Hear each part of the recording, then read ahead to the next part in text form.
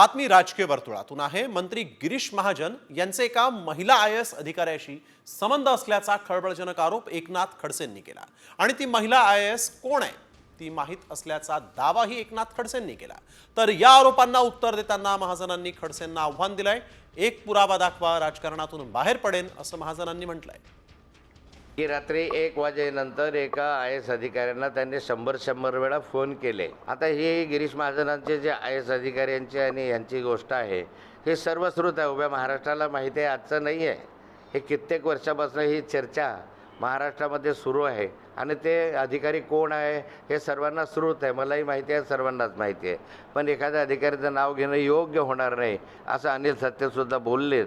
आणि मला वाटतं की असे जे मंत्री आहेत जे IAS अधिकाऱ्यांना फोन करतात असा अनिल सत्तेंचा आरोप आहे, त्यात जर तथ्य असेल त्यांना मंत्रिपदावर आणण्याचा काय अधिकार आहे?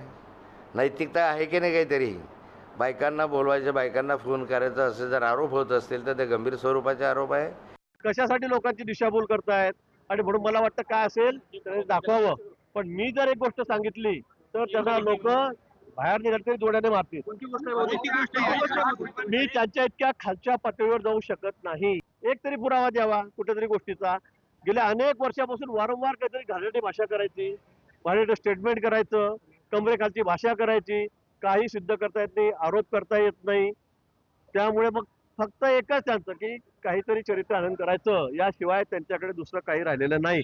माझं अजूनही त्यांना आव्हान आहे की त्यांनी एक पुरावा दाखवावा, मी सक्रिय राजकारणातून बाहेर पडेल। तर वळूया पुढील बातमीकडे। शेतकऱ्यांबद्दल केलेल्या वक्तव्यावरून अजित पवारांनी कृषी मंत्री माणिकराव कोकाटे यांना फटकारलंय। लाईटली बोलून कुणालाही दुखावू नका असं अजित पवारांनी म्हटलंय। शेतकऱ्यांबद्दल आम्हाला आत्मीयता आहे असंही अजित पवार पुढे म्हणाले। नुकसान पाहणी दौऱ्यादरम्यान कर्जमाफी मिळाल्यानंतर त्या पैशांचं काय करता, शेतीमध्ये गुंतवणूक करता का असा सवाल कोकाटेंनी हतबल शेतकऱ्यांना विचारला होता आणि त्यामुळे त्यांच्या विरोधात संतापाची लाट होती। नाहक असं कुणी लाईटली बोलून कुणाला दुखवण्याचं काही कारण नाही, कारण तो लाखाचा पोशिंदा आहे। आज तो आपल्याला सगळ्यांना जगवण्याचं काम करतो, भाजीपाला, फळं, धान्य देण्याचं काम करतो आणि त्याच्यामुळं शेतकऱ्यांच्या संदर्भामध्ये आम्हाला सगळ्यांना आपलेपणा आहे, आत्मीयता आहे। त्यांना वेगवेगळ्या ठिकाणी मदत करणं हे आमचं कर्तव्य आहे। उपमुख्यमंत्री अजित पवारांनी फटकारल्यानंतर कृषी मंत्री माणिकराव कोकाटे यांना उपरती झाली आहे। शेतकऱ्यांबद्दल अनावधानानं वक्तव्य केलं, शेतकऱ्यांच्या मान सन्मान दुखावला गेला असेल तर मात्र दिलगिरी व्यक्त करतो असं ते म्हणाले। नुकसान पाहणी दौऱ्यादरम्यान कर्जमाफीच्या पैशांची शेतीमध्ये गुंतवणूक करता का असा सवाल कोकाटे यांनी शेतकऱ्यांना विचारला होता।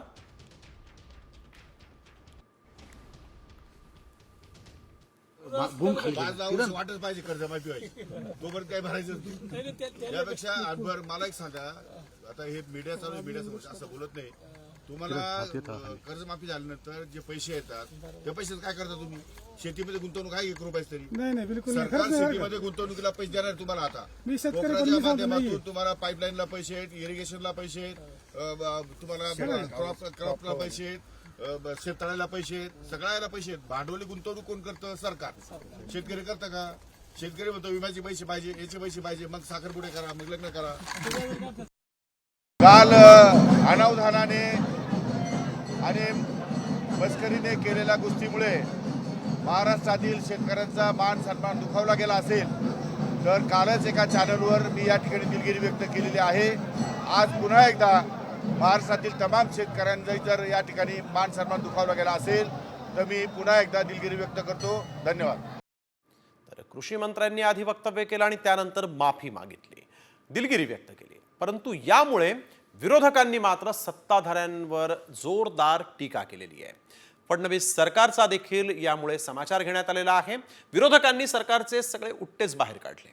पाहूयात नेमकं या एका वक्तव्यानंतर काय राजकारण घडलं ते या स्पेशल रिपोर्टमध्ये। कोकाटेंना सत्तेची मस्ती, विजय वडेट्टीवारांचा कोकाटेंवर हल्ला बोल, कोकाटेंची संवेदनशीलता, बावनकुळेंकडून माफी, आपल्या वादग्रस्त वक्तव्यामुळे चर्चेत असलेले कृषी मंत्री माणिकराव कोकाटेंनी पुन्हा एकदा शेतकऱ्यांच्या जखमेवर मीठ चोळलंय। अवकाळीनं उद्ध्वस्त झालेल्या पिकांच्या पाहणीसाठी गेलेल्या या कोकाटेंनी कर्जमाफीबद्दल प्रश्न विचारणाऱ्या शेतकऱ्यांबद्दल असंवेदनशील असं वक्तव्य केलं. स्वतःला कर्ज घ्यायचं वाटच पाहिजे कर्जमाफी व्हायची तोपर्यंत काय भरायचं यापेक्षा आठभर मला एक सांगा आता हे मीडिया चालू आहे मीडियासमोर असं बोलत नाही तुम्हाला कर्जमाफी झाल्यानंतर जे पैसे येतात त्या पैशाचं काय करता तुम्ही शेतीमध्ये गुंतवणूक आहे 1 रुपयाच तरी नाही बिलकुल सरकार शेतीमध्ये गुंतवणुकीला पैसे देणार तुम्हाला आता कोकणाच्या माध्यमातून तुम्हाला पाईपलाईनला पैसे आहेत इरिगेशनला पैसे आहेत तुम्हाला क्रॉपला पैसे आहेत शेततळ्याला पैसे आहेत सगळ्याला पैसे आहेत भांडवली गुंतवणूक कोण करतं सरकार शेतकरी करतं का शेतकरी म्हणतो विम्याचे पैसे पाहिजे याचे पैसे पाहिजे मग साखरपुडे करा मग लग्न करा. कोकाटेंच्या बेजबाबदार वक्तव्यावरून काँग्रेसनं सरकारवर जोरदार हल्लाबोल केलाय तर महसूल मंत्री चंद्रशेखर बावनकुळेंनी मात्र कोकाटेंच्या वक्तव्याबद्दल सरकारच्या वतीनं माफी मागण्याची भूमिका घेतली आहे. याला जनतेशी देणं घेणं नसलेलं हे सरकार आहे आणि त्यामुळे शेतकरी आत्महत्या केला काय शेतकरी गेला काय यांना काही फरक पडत नाही. यांना वाटतं आमच्याकडे 5 वर्ष आहेत प्रचंड बहुमत आहे आमचं कोण काय वाकडं करणार अशा मिजाजमध्ये आणि गरमीमध्ये मस्तीमध्ये वागणारं हे सरकार आहे. कुठल्याही मंत्री महोदयांनी शेतकऱ्याच्या जखमेवर मीठ तोडू नये. शेतकऱ्याचं नुकसान झालं आहे त्यांना नुकसान भरपाई देणे सरकारची जबाबदारी आहे. खरं तर कोकाटे काय बोलले याबद्दल मला माहिती नाही पण मी तसं अजून बघेल काय बोलले ते. पण शेतकऱ्याबद्दल सरकार हे पाठीशी उभा आहे शेतकऱ्यांच्या आणि शेतकऱ्याचे पंचनामे करून त्यांना मदत देणे ही सरकारची जबाबदारी आहे. त्या जबाबदारी मी पार पाडू. काही कोकाटेंनी बोलले असतील तर त्याबद्दल सरकार म्हणून शेतकऱ्याची आम्ही क्षमा मागू. राज्यात अवकाळीनं फळबागा आणि काढणीला आलेली पिकं भुईसपाट झाली त्याबद्दल पंचनामे करणंही बाकी आहे. मात्र सरकारनं पंचनामे करून नुकसान भरपाई देण्याऐवजी थेट शेतकऱ्यांबद्दलच असंवेदनशीलपणे वक्तव्य केलंय. त्यामुळे सुटाबुटातील कोकाटेंनी डोक्यावरचं आभाळ फाटलेल्या शेतकऱ्यांबद्दल तरी संवेदनशीलता बाळगायला हवी. अन्यथा सरकारला शेतकऱ्यांच्या रोषाला सामोरं जाण्याशिवाय पर्याय उरणार नाही. ब्युरो रिपोर्ट साम टीव्ही न्यूज. विधेयकावरून उद्धव ठाकरे आणि आव्हाडांनी सरकारवर जोरदार टीका केली. भाजप हा जमिनींचा व्यापारी आहे त्यांना धर्माच्या जमिनी आपल्या मित्रांना द्यायच्या आहेत असा आरोप ठाकरेंनी केला तर ख्रिश्चनांच्या जमिनी हडपण्याचा भाजपचा डाव आहे अशी टीकाच आव्हाडांनी केली.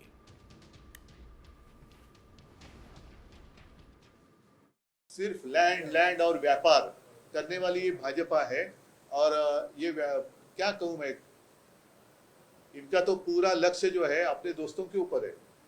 वक्फ बोर्ड के पास जितनी जमीनें निकालो अपने दोस्तों को दे दो. क्रिश्चियन कम्युनिटी के पास जैसे ऑर्गेनाइजर में बात आई है तो अब उनकी जमीन निकालो अपने दोस्तों को दे दो. कल उठकर गुरुद्वारा के पास है हमारे जैन लोग हैं जैन भाई उनकी जमीन होगी हिंदुओं की जमीन है सब जमीन एक ही अपने दोस्तों को देने वाले हैं. बाकी समाज के प्रति इनका कोई प्यार नहीं है और इसीलिए हमने उसका विरोध किया है. वक्फ म्हणजे मुस्लिम समाजाच्या दान केलेल्या जमिनीविषयी ताब्यात घेण्याविषयी सरकारने याच्यावर चर्चा चालूच असतानाच या मासिकामध्ये छापून आलं ते ख्रिश्चन धर्मियांकडे वक्फपेक्षा अधिकच्या जमिनी आहेत. दुसरा अर्थ असा की आता मुसलमानांच्या जमिनी झाल्या आता ख्रिश्चनांच्या जमिनी ताब्यात घ्या. वक्फ याचा अर्थ दान. दान केलेल्या जमिनी होत्या आणि त्या कोणी असो त्याला विक्रीला परवानगी.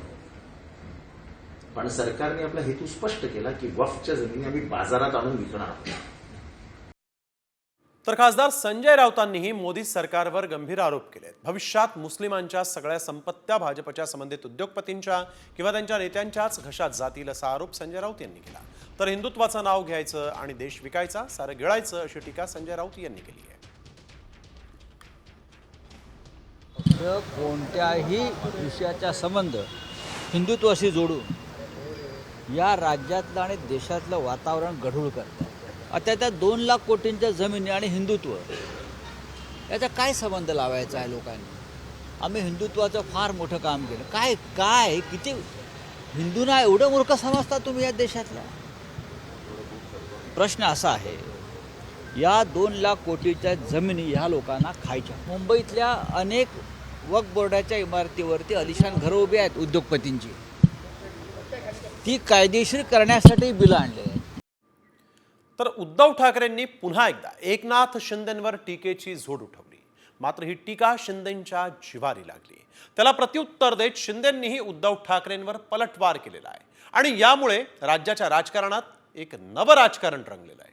पाहूयात या रिपोर्टमध्ये. ती गद्दार एसनशी सेना आहे.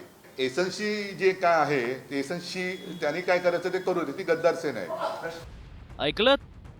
गेल्या 3-4 दिवसांपासून उद्धव ठाकरेंनी शिंदेंच्या शिवसेनेला शिवसेना म्हणणंच योग्य नाही, ती गद्दारांची सेना आहे असं म्हणत शिंदे सेनेला एक नवीन नाव दिलंय. सातत्यानं शिंदे गटावर हल्लाबोल करणाऱ्या उद्धव ठाकरेंनी शिंदे गटाला केवळ गद्दार नाही तर एसनशी म्हणण्यास सुरुवात केली, ज्यामुळे राजकीय वर्तुळात नव्या चर्चेला तोंड फुटलंय.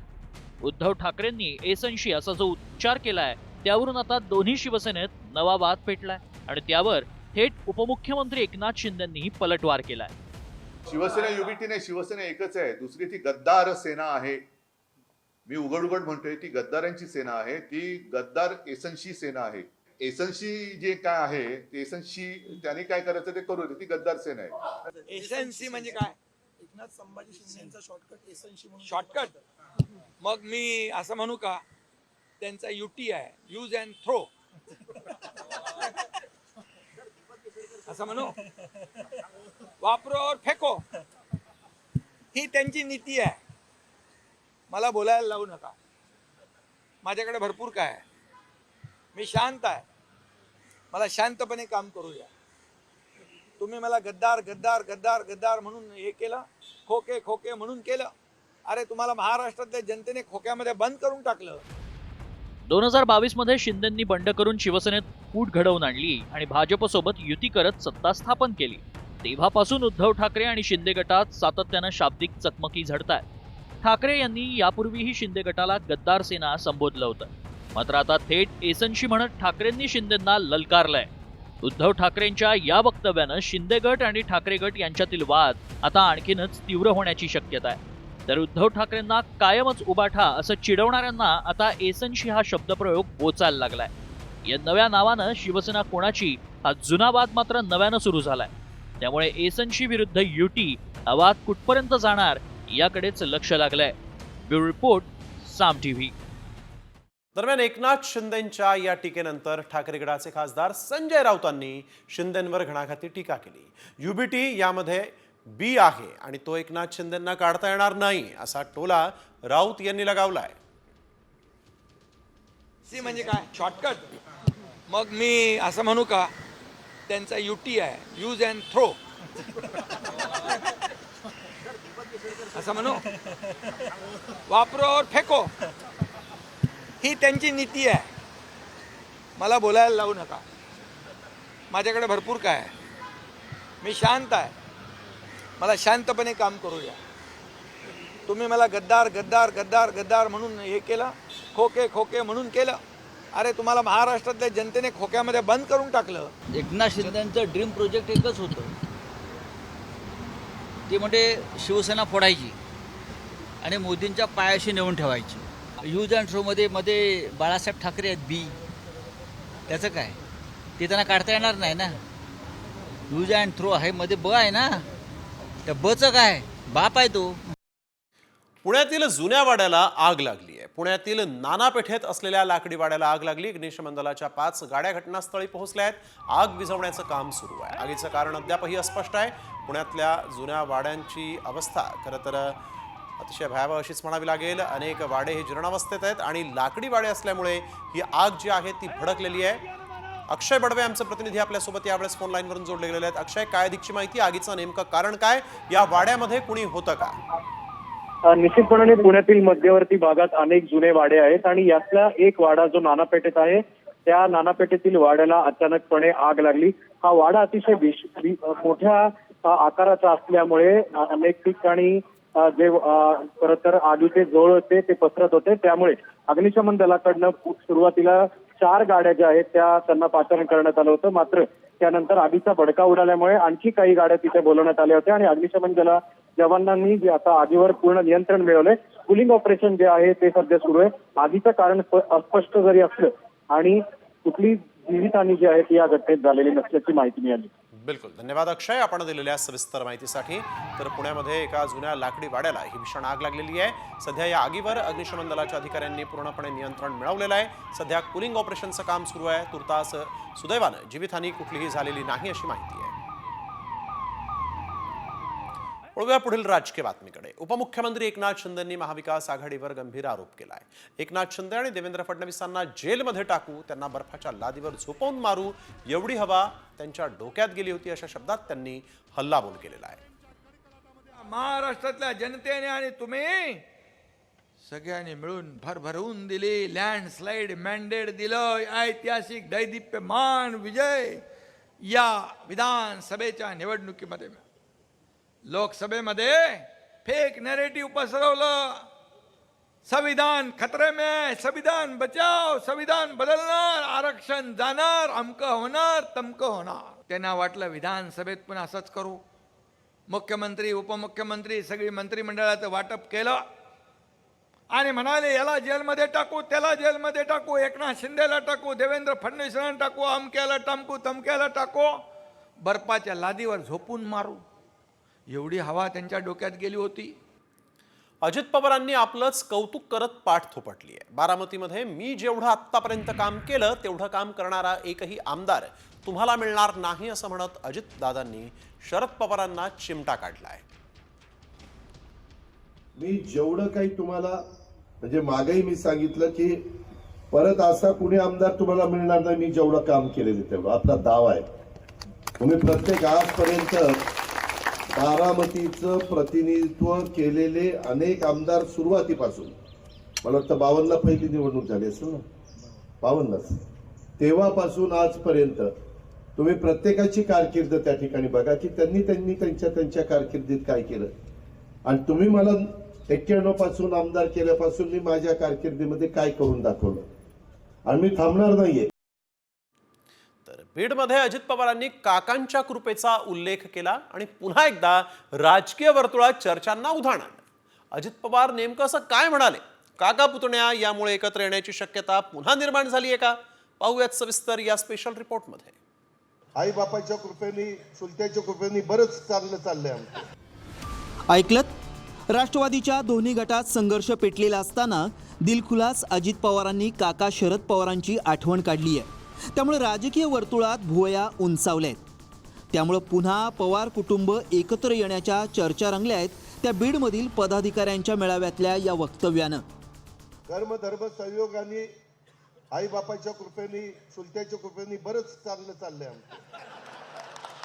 काही देऊ नका, फक्त प्रेम द्या, माझा नमस्कार घ्या, तुमचा नमस्कार करा, पायाही पडू नका.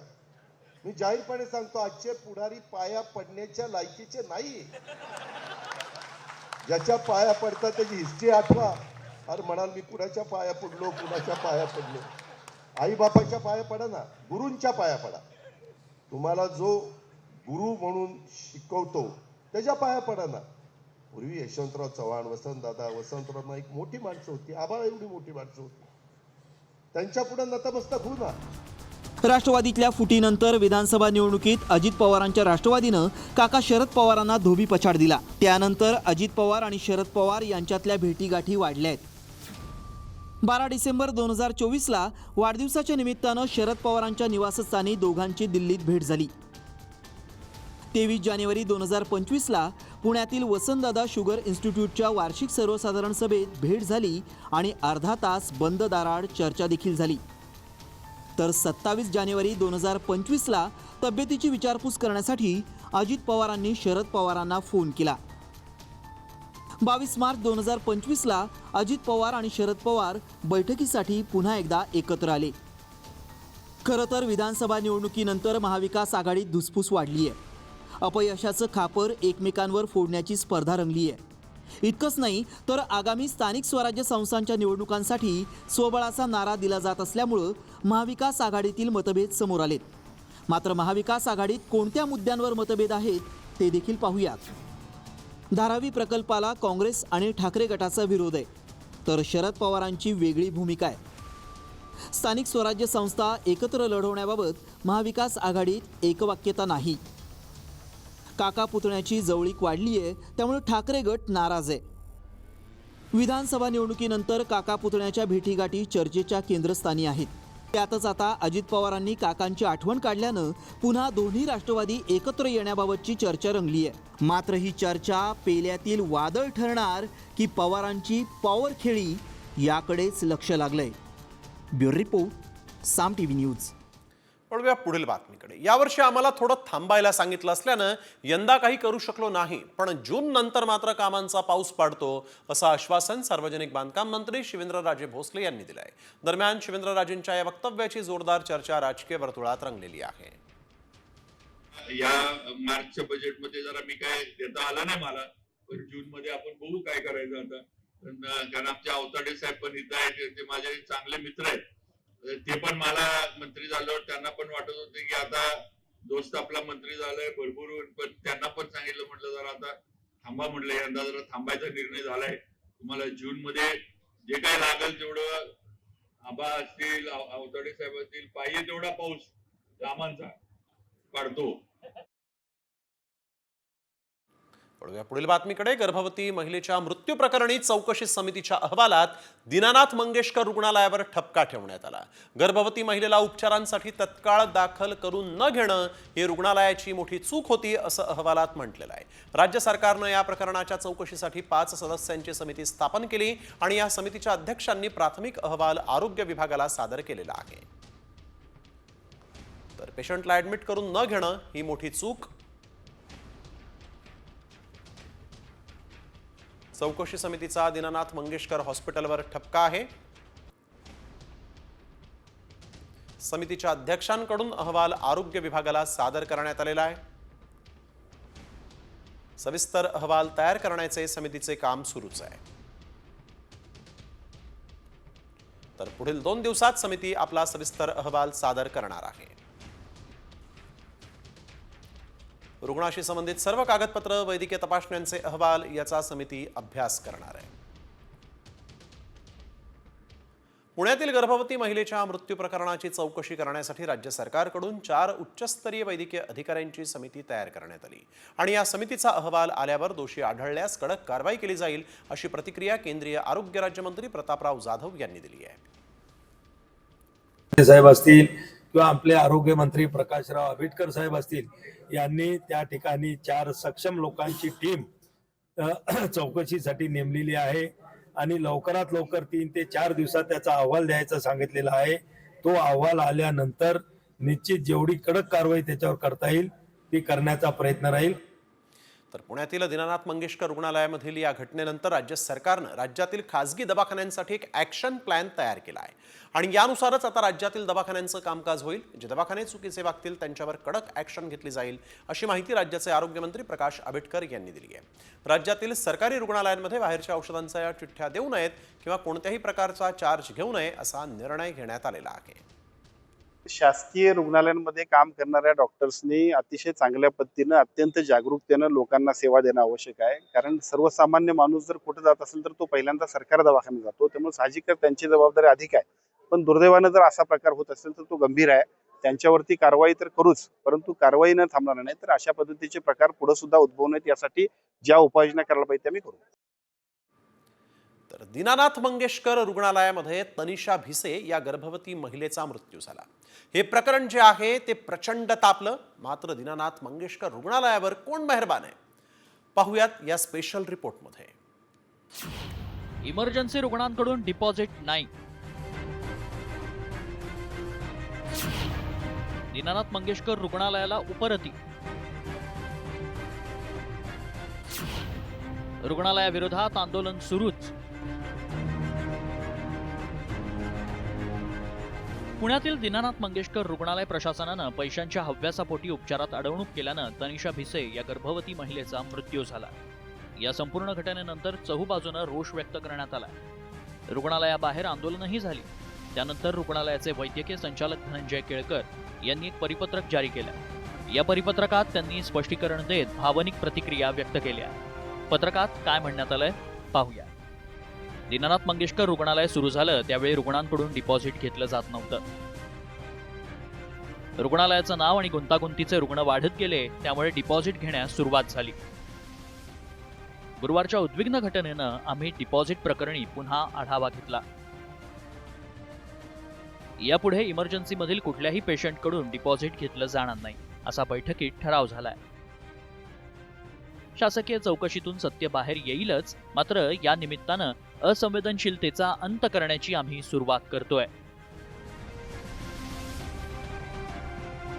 रुग्णालयाचा असंवेदनशीलपणा समोर आल्यानंतर राज्यभरात तीव्र प्रतिक्रिया उमटल्या. मात्र याच असंवेदनशील हॉस्पिटलवर सरकार मेहरबान असल्याचं वास्तव समोर येत आहे. एकीकडे रुग्णालयानं 2019 पासूनचा 27 कोटींचा मालमत्ता कर थकवल्याचं समोर आलंय, तर दुसरीकडे सरकारनं हॉस्पिटलला इतरही बरीच मदत केली. 1989 मध्ये दीनानाथ मंगेशकर हॉस्पिटलला एरंडवणे भागात ₹1 प्रतिवर्ष भाड्यानं 6 एकर जमीन. 18 फेब्रुवारी 2025 मध्ये हॉस्पिटलला 10 कोटींची 795 मीटर जमीन ₹1 देण्यास मंजुरी. हॉस्पिटल चॅरिटेबल ट्रस्ट असल्यानं कर सवलती, सबसिडी आणि इतर सुविधांचाही लाभ. वैद्यकीय उपकरणांवर सवलत. पंतप्रधान राष्ट्रीय मदत निधीचाही हॉस्पिटलला लाभ. धर्मादाय हॉस्पिटल असतानाही गर्भवती महिलेची पैशासाठी अडवणूक का होते असा सवाल उपस्थित होत असतानाच आता साम टीव्हीनंही काही सवाल उपस्थित केलेत. दीनानाथ मंगेशकर हॉस्पिटलला दिलेली जागा परत का घेत नाही? सबसिडी असतानाही 27 कोटींची थकबाकी का? प्रॉपर्टी टॅक्स भरला नसतानाही रुग्णालयावर कारवाई का होत नाही? रुग्णालयाला कोण पाठीशी घालतंय? रुग्णसेवेचं ब्रीद न पाळता केवळ धंदेबाईक होत चाललेल्या हॉस्पिटलच्या मुजोरपणाला चाप लावण्यासाठी सरकारनं कठोर भूमिका घ्यायला हवी. मात्र अशा रुग्णालयांना पाठीशी घालणाऱ्या यंत्रणेलाही वेळीच वठणीवर आणण्याची आता गरज आहे, तर भविष्यात लाखो तनिषांचे प्राण वाचतील. ब्युरो रिपोर्ट, साम टीव्ही. पुण्यातल्या रिपोर्टनंतर आता पुढची बातमी आहे राजकीय. मराठीच्या मुद्द्यावरून ठाकरे गटाचे खासदार संजय राऊतांनी मनसेला डिवचलंय. सध्याचं आंदोलन मराठीचं आंदोलन म्हणणार नाही असं राऊत बोललेत. वॉचमन शिपायांना मारून आंदोलन होतं काय असा टोला देखील राऊतांनी मनसेला लगावलाय. त्यावर आता मनसेचे मुंबई अध्यक्ष संदीप देशपांडेंनी जोरदार प्रत्युत्तर दिलंय. मी एक सिनेमा जो केला होता बाळासाहेब ठाकरेंचा, त्यात आहे आम्ही कोणाच्या कानफडात मारली? एअर इंडियाच्या चेअरमनच्या. मराठी भरती करत नाही म्हणून आम्ही एअर इंडियाच्या वॉचमनला नाही मारलं, जो एअर इंडियाचा CMD होता, chairman and managing director. Air India बिल्डिंगमध्ये घुसून त्याच्या कानफडात मारलं. अशा प्रकारे ज्याच्या हातामध्ये निर्णय घेण्याची क्षमता आहे, जो प्रमुख आहे, त्याच्या कानफडात मारली पाहिजे. हे वॉचमन, शिपाई, चहा देणारा, हां, अशा लोकांना कानफडात मारून का आंदोलन होतं का? संजय राऊतांच्या भाषेत सांगायचं तर त्यांच्यासारख्या माणसाला त्याच्याबद्दलची अक्कल नाही. मनसेवर टीका करणं आणि मनसे द्वेष हा संजय राऊतांच्या मनामनात भरलेला आहे. त्यामुळे अशा प्रकारची वक्तव्य करतात. अशा भिकार फुल्ल्या माणसाला उत्तरं द्यायची गरज नाही. आगामी मुंबई महानगरपालिका निवडणुकीच्या पार्श्वभूमीवर मनसे आणि शिवसेनेतलं राजकीय वैर आणखी तीव्र झालंय. दादरमध्ये शिंदे सेनेनं एक बॅनर लावून राज ठाकरेंना डिवचलंय. पाहूया या संदर्भातला एक रिपोर्ट. गंगाजल शुद्धच, पण काहींच्या विचारांचं काय?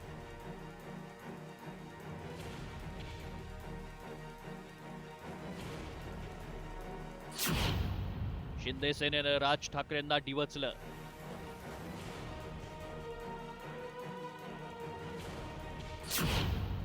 शिंदे सेना आणि मनसेत संघर्ष वाढणार. आमच्या बाळा नांदगावकर इथे त्या ह्याच्यातनं घेऊन आले, काय ते छोट्याशा कमंडलूमधनं पाणी घेऊन आले. म्हटलं मी नाही पिणार.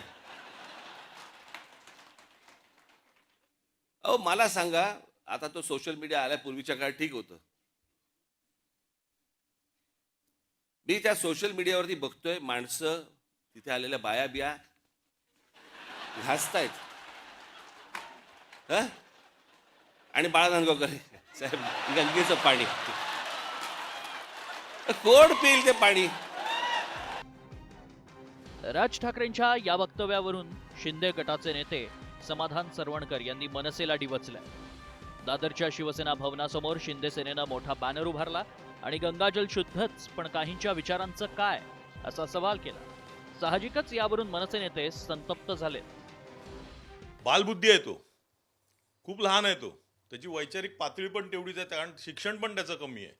त्यामुळे त्यांनी ही भाषा वापरली. त्यांना पहिलं जाऊन तुम्ही विचारा की त्यांनी त्याच्या बाबांना विचारलंय काय की मी हा होर्डिंग लावू का. बाबांनी कधीच त्याला परवानगी दिली नसती या गोष्टीला, कारण हे साफ चुकीचं आहे. तणाव निर्माण झाल्यानंतर पालिकेनं हे बॅनर हटवलंय. दरम्यान शिंदे सेनेच्या मनसे विरोधाला मोठं कारण आहे. विधानसभा निवडणुकीत माहीम मतदारसंघावरून महायुतीत तणाव निर्माण झाला होता.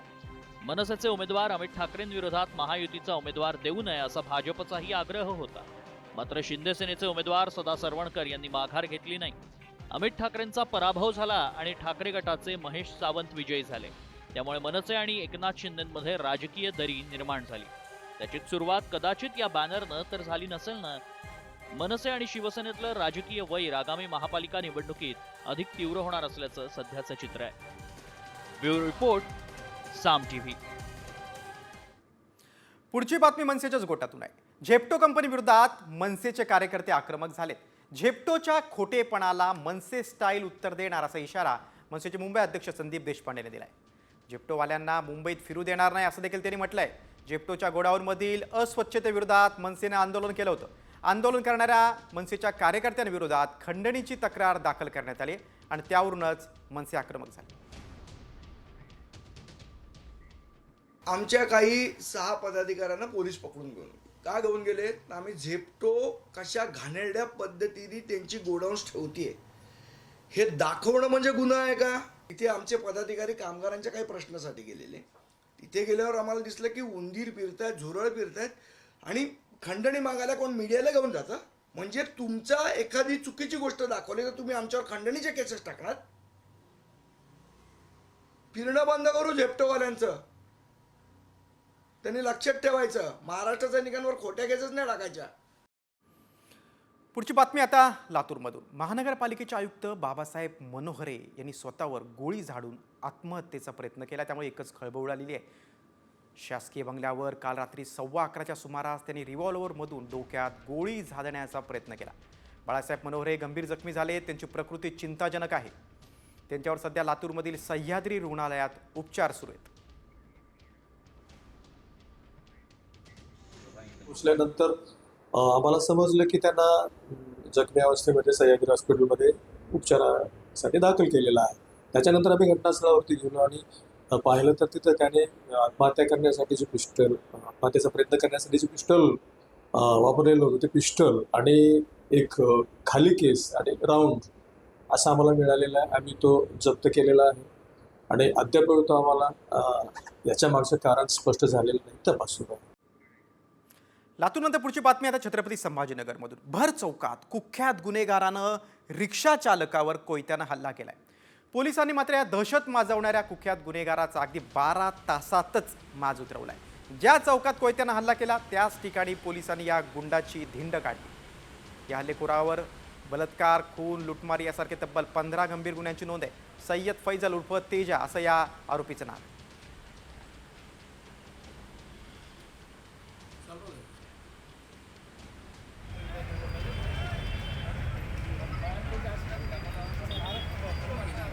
पुढची बातमी आता अंबरनाथमधून. भाजपच्या माजी नगरसेवकाच्या कार्यालयामध्ये अज्ञातांनी तोडफोड केलेली आहे. तलवारीनं हल्ला केलाय.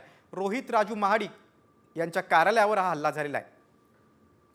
यामध्ये कार्यालयाचं मोठं नुकसान झालंय. कार्यालयात काम करणाऱ्या एका कर्मचाऱ्यावर देखील तलवारीनं हल्ला झालेला आहे. ही संपूर्ण घटना CCTVत कैद झालेली आहे. अवघ्या 23 सेकंदात हल्ला करून आरोपी पसार झाले.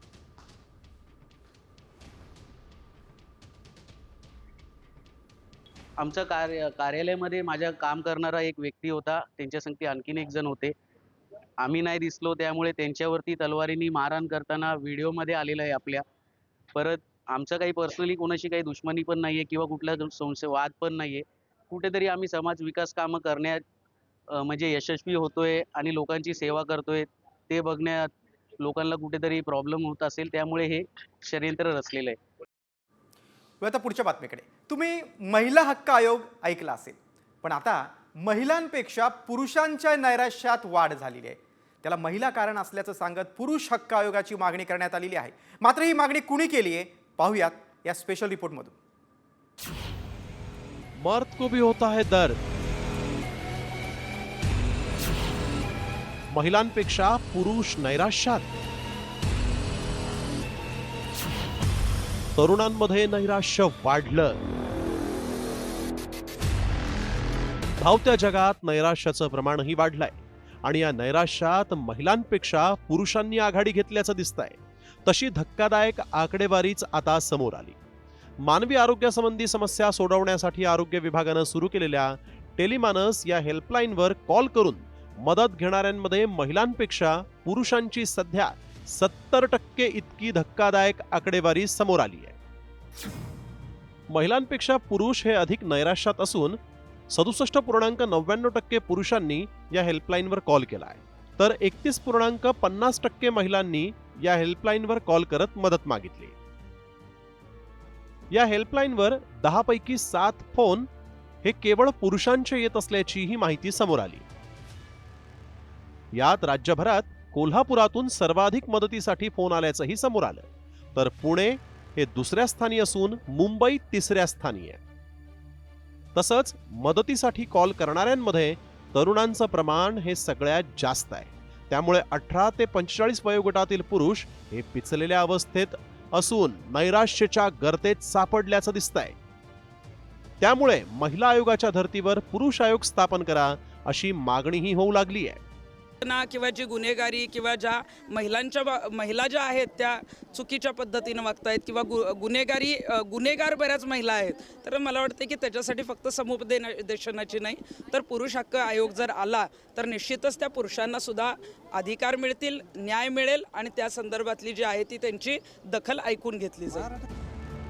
हल्ली पुरुषांवर होणाऱ्या अत्याचाराच्या घटनांमध्ये वाढ झाली. अनेक पुरुषांना पत्नीनं छळल्याचे, त्यांना मारल्याचे, अगदी जीवे मारल्याच्या घटना रोजच समोर येत आहेत. अनेक महिलांनी आपल्या पतीला प्रियकरांसाठी निर्घुणपणे मारल्याचं समोरही आलंय. त्यामुळे कौटुंबिक आणि कामाच्या ठिकाणी असलेला तणाव आणि स्पर्धात्मक सुप्त संघर्षामध्ये पुरुषांची घालमेल होत असल्याचं दिसतंय. कौटुंबिक ताणतणावामुळे नैराश्यातून अनेक उच्च शिक्षित तरुणांनी आपलं जीवन संपवल्याच्या अनेक घटना घडल्या आहेत. त्यामुळे नैराश्यात जाणं हे गंभीर जरी असलं तरी ते ओळखणंही फार महत्वाचं आहे. नेमकी लक्षणं काय आहेत नैराश्याची पाहूया. थकवा येणं, झोप न लागणं, चिडचिड होणं, अस्वस्थता वाढणं, उदास वाटणं, भूक लागणं किंवा भूक कमी होणं. जर तुम्हाला यापैकी काही लक्षणं असतील तर तुम्ही ताबडतोब वैद्यकीय तज्ञांचा सल्ला घ्या आणि वेळीच उपचार करून घ्या. कारण 21व्या शतकातील सर्वात तरुणांचा देश असणाऱ्या भारतात तरुणांमध्ये वाढणारं हे नैराश्य अतिशय चिंताजनक आहे. मात्र पुरुषांवरील वाढणारे अत्याचार आणि वाढलेल्या नैराश्यामुळे आता पुरुष हक्क आयोगाची स्थापना करण्याची वेळ आली आहे की काय, असाही प्रश्न या निमित्तानं उपस्थित करण्यात येतोय. ब्युरो रिपोर्ट, साम टीव्ही मराठी. आता पुरुष हक्क आयोग स्थापन करण्याच्या दृष्टीनं काय पावलं पडतात का ते बघणं देखील तितकंच महत्त्वाचं आहे. पुढची एक धक्कादायक बातमी आहे पंढरपूरमधून. सोलापुरातील करमाळा तालुक्यात एक धक्कादायक घटना घडली. किरकोळ कारणावरून पत्नीची हत्या करून पतीनं आत्महत्या केलेली आहे. वाद विकोपाला गेल्यानं पतीनं टोकाचं पाऊल उचललंय. युवराज आणि रुपाली शेरे असं दाम्पत्याचं नाव आहे. तर आई वडिलांच्या या भांडणात 4 वर्षांची चिमुकली पोरकी झाली.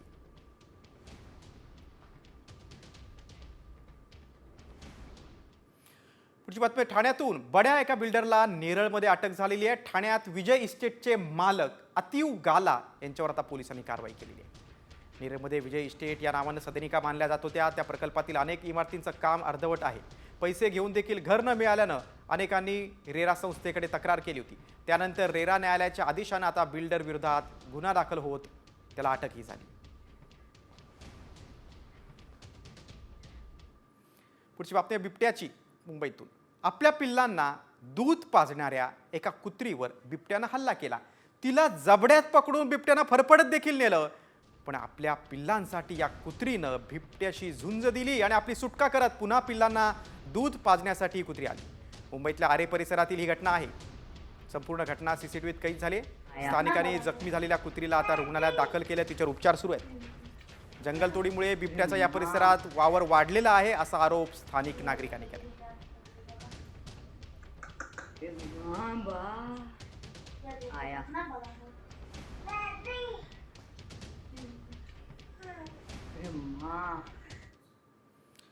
आणि या जिगरबाज कुत्रीनंतर बातमी आहे पुढे एका कावळ्याची. बातमी ही संपूर्ण पक्ष्यांच्या दुनियेतील आहे. आतापर्यंत तुम्ही बोलणारा पोपट पाहिला असेल, पण तुम्ही कधी बोलणारा कावळा पाहिलाय का? होय, कावळाही अगदी पोपटाप्रमाणे माणसाप्रमाणे बोलतो. हे ऐकून तुम्हाला विश्वास बसणार नाही, पण हे खरं आहे.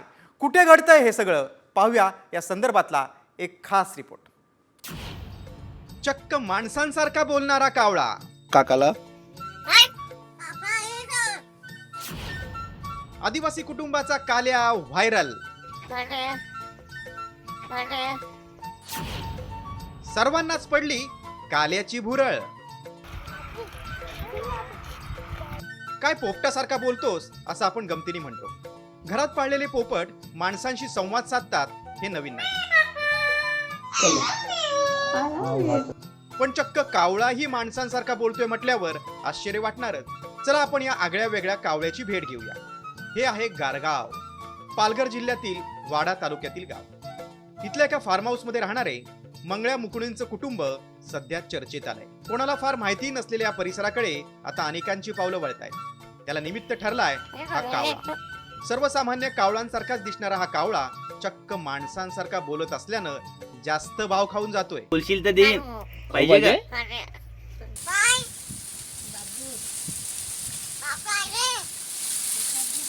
3 वर्षांपूर्वी मुकणेंच्या मुलाला कावळ्याचं पिलू वादळी वाऱ्यात जखमी अवस्थेत सापडलं होतं. घरातील सर्व सदस्यांनी या पिलाला मायेनं वाढवलं आणि त्याचं नाव काले असं ठेवलं.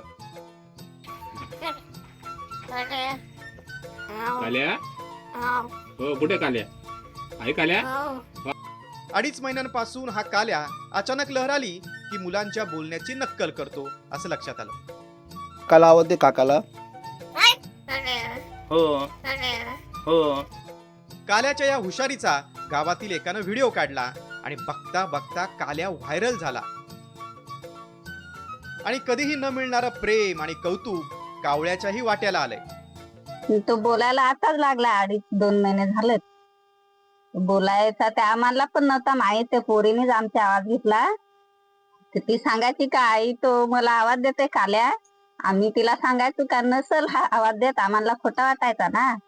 मागून परत त्याने आवाज दिला तिला, तर हा मग आम्हाला माहित झाला काही आवाज देतोय. मग ते पोऱ्याला आमचे बाबू आहे ना त्याला मग आवाज द्यायला लागला ना. आता आम्ही काय विचारता का मग तो सांगता आम्हाला का हो नाही. काका, काल्या, काय, बाबू, सरगम, हो, नाही, आई असे अनेक शब्द तो बोलतो. खोकला झाल्यासारखा तो खोकून देखील दाखवतो. मायेनं जीव लावला की पक्षी देखील माणसाशी एकरूप होतात याचं हे जिवंत उदाहरण आहे. 3 वर्षांपासून तो इथेच खातो, बाजूच्या झाडावर रात्री राहतो. मात्र आपल्या बांधवांसोबत त्यांच्या जगात जाण्याचं नाव घेत नाही, कारण काल्याला मुकणे कुटुंबाच्या मायेची ऊब मिळाली आहे. आता पक्षी तज्ञांनीही काल्याच्या वैशिष्ट्याचा अभ्यास करून या प्रकारावर आणखी प्रकाश टाकण्याची गरज आहे.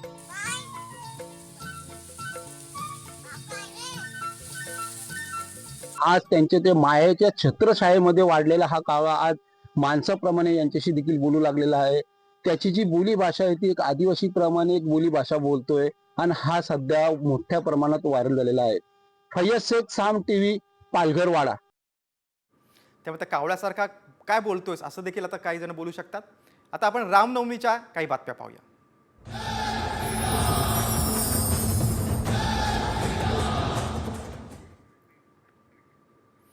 राज्यात सर्वत्र रामनवमी निमित्त शोभायात्रा काढण्यात आल्या. त्यामध्ये कल्याण असेल किंवा मुंबईतलं मालाड उपनगर असेल, रायगड जिल्ह्यातलं माणगाव आणि पुण्यातील वाघोलीत देखील शोभायात्रा काढण्यात आली.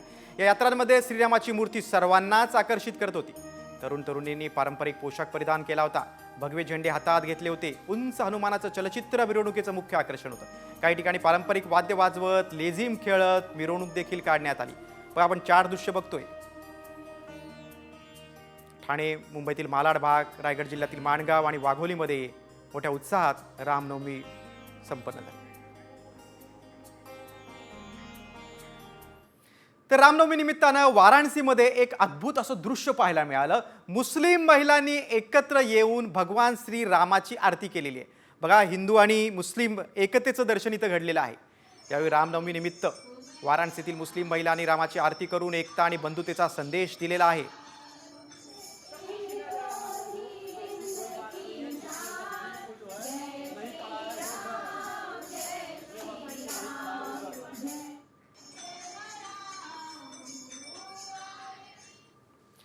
आता व्हायरल सत्य रिपोर्टकडे.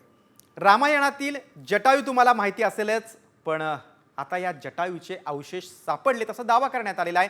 जटायूचे अवशेष सापडल्याचा व्हिडिओ व्हायरल करण्यात आलाय. पण खरंच जटायूचे अवशेष अजून आहेत का याची आम्ही पडताळणी केली. त्यावेळी काय सत्य समोर आलंय चला पाहूयात. साम टीव्हीचा हा खास रिपोर्ट. रामायणातील जटायूचे सापडले अवशेष.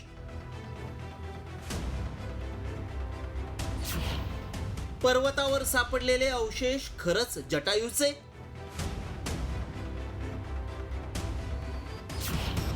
व्हायरल व्हिडिओ मागचं सत्य काय? हा व्हिडिओ आता प्रचंड व्हायरल होतोय. यामध्ये दावा करण्यात आलाय की हे अवशेष जटायूचे आहेत. 3000 वर्षांपूर्वीच्या रामायणात उल्लेख असलेल्या या जटायूचे अवशेष आता सापडल्याचा दावा करणारा व्हिडिओ आणि मेसेज व्हायरल होत आहे. या मेसेजमध्ये काय दावा करण्यात आलाय पाहूया. रामायण काळातील जटायूचे अवशेष सापडलेत. मेरठ जवळील जटायू पर्वतात खोदकाम करताना हे अवशेष आढळले. अवशेष पुरातत्व विभागानं ताब्यात घेतले असून तपास सुरू आहे. सीतेच्या रक्षणासाठी जटायूनं रावणाशी युद्ध केलं होतं. त्यावेळी जटायू पक्षी मारला गेला अशी आख्यायिका आहे. मात्र आता हा व्हिडिओ व्हायरल केल्यानं खरंच हे जटायूचे अवशेष आहेत का? अजून हे अवशेष असू शकतात का? असे अनेक प्रश्न उपस्थित होत आहेत. त्यामुळे आमच्या टीमनं याबाबत अधिक माहिती जाणून घेण्याचा प्रयत्न केला. हा व्हिडिओ मेरठमधील असल्याचा दावा करण्यात आलाय. मात्र याची माहिती मिळवण्यासाठी आम्ही पडताळणी सुरू केली. त्यावेळी काय सत्य समोर आलं पहा. व्हायरल व्हिडिओतील अवशेष जटायूचे नाहीत. पर्वताचं खोदकाम करताना काही अवशेष आढळले. आढळलेले अवशेष हे जटायूचे नाहीत. अवशेष पुरातत्व विभागानं ताब्यात घेतले. पुरातत्व विभागाकडून या अवशेषांची तपासणी केली जातीये. त्यामुळे आमच्या पडताळणीत सापडलेले अवशेष हे जटायूचे असल्याचा दावा असत्य ठरलाय. रामायणातच या जटायूचा उल्लेख आढळलाय. त्याचे अवशेष कुठेही सापडलेले नाहीत. सध्या काही ना काही व्हिडिओ व्हायरल करून दिशाभूल केली जातीये. त्यामुळे यावर विश्वास ठेवू नका. ब्युरो रिपोर्ट, साम टीव्ही न्यूज.